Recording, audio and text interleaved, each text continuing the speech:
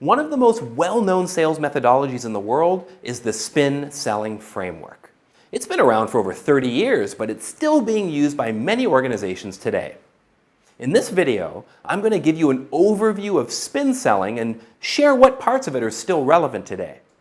So way back in 1988, Neil Rackman published a book titled Spin Selling. In the book, Rackman took the lessons he learned from observing more than 30,000 actual sales calls conducted by sales professionals over 12 years. One of his major findings was that by asking the right questions at the right time, it was possible to increase the likelihood of closing a deal. In spin selling, Rackman fleshes out his theory through developing a question-based sales framework and providing practical applications to follow. The spin selling framework takes its name from the first letters of each of the 4 types of questions which make up the phases of the system. These questions are those dealing with situations, problems, implications, and need payoffs. Let's start with situation questions. The answers to the questions in this stage form the foundation of the sales relationship. The aim for the salesperson is asking the right questions in order to gain a better understanding of the nature of what the company desires to accomplish, the processes and the resources the company currently uses to pursue their objectives, and whether the business is reaching its targets. Remember, customizing situation questions for each prospect is critical. It's also important to note that although modern technology has made it much easier for salespeople to answer many of these situational types of questions before even contacting a prospect, it's still good common practice and a good idea to confirm any previously gathered information. Examples of the types of situation questions appropriate for a food delivery business, for example, might include: how many vehicles do you currently have in your fleet? How do you manage orders now? Do you use GPS in all of your vehicles to help with deliveries? Next are problem questions. Problems exist in every business.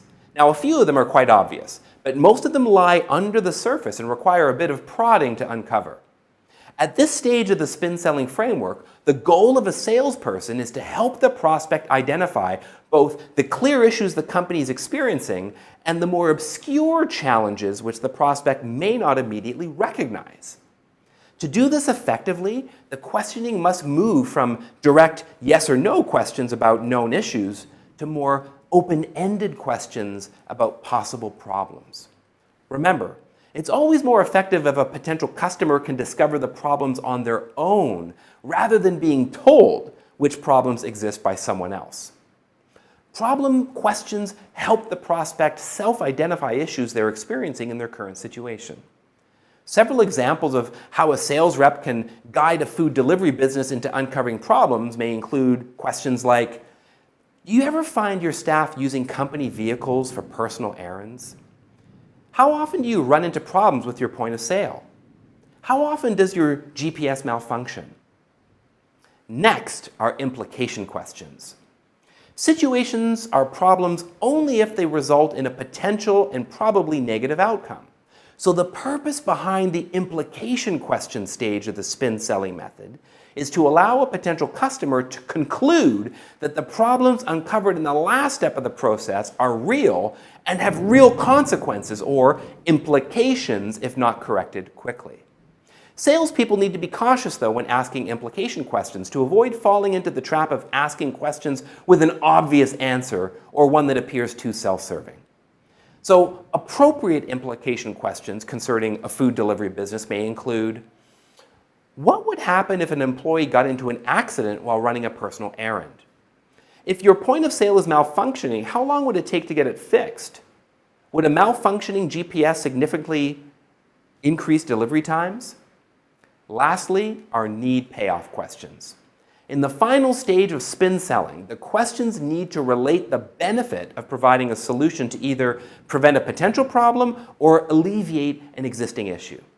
At this point in the process, it's critical to allow the potential buyer to suggest the benefits of a solution on their own. This is because, while a prospect may feel a certain salesperson is on their side, there's no one anyone trusts more than themselves. The objective is to design questions with answers which perfectly fit the solution you're selling. Examples of need payoff questions for a company selling a mobile app for food delivery services would be something like this. How would you receiving a text message if one of your vehicles deviated from an approved route prevent personal use of your vehicles?